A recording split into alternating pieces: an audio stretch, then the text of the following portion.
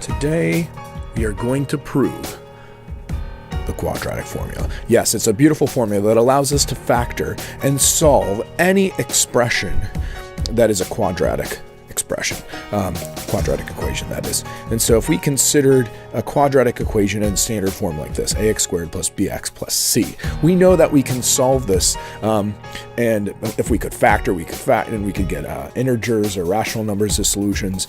We might get irrational solutions, we could get imaginary solutions, and we've been kind of stuck in the past. But now, once we've learned to complete the square, we can derive this beautiful quadratic formula that will allow us to solve any quadratic equation with ease.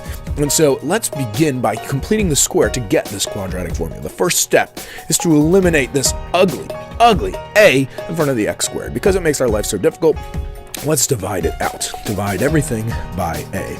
And when we do that, we get another quadratic equation where we have 1 is the coefficient of x squared, so it's x squared plus b divided by a, x plus c over a equals 0.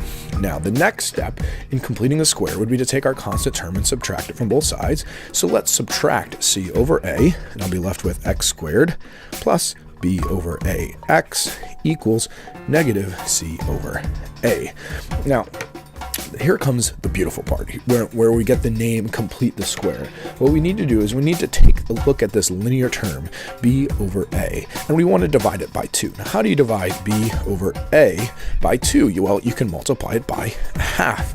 And so we'll multiply that by half, and of course we'll get b over 2a. Now, to complete the square, we know if we square that and add it to both sides, that will allow us to come up with an expression that becomes a trinomial square here that we can factor beautifully and easily. So let's add to this b over 2a squared. So that would be b squared over 4a squared. b squared over 4a squared.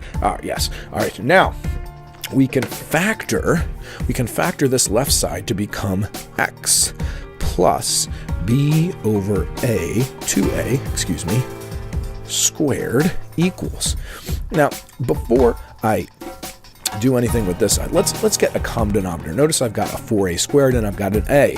So let's get, a common denominator to bring this and make it life a little easier for us. And so I see 4a squared. I'm going to definitely use 4a squared as my common denominator. Now, do I need to do anything to that b squared? No, because it's already over 4a squared, so that just sticks around, b squared. And then I look at c. How do I turn a into 4a squared? I multiply by 4a. So I'll multiply c by 4a, and I'll have 4ac. All right, we're moving along nicely. The next step to complete the square would be to what some people call taking the square root of both sides, which we know, no, we're not actually taking the square root of both sides, because that just isn't what we're doing. What we're doing, we know from experience that if I was to solve something of this form, the solution that I would get would be x plus b over 2a equals plus and minus the square root of this whole thing over here.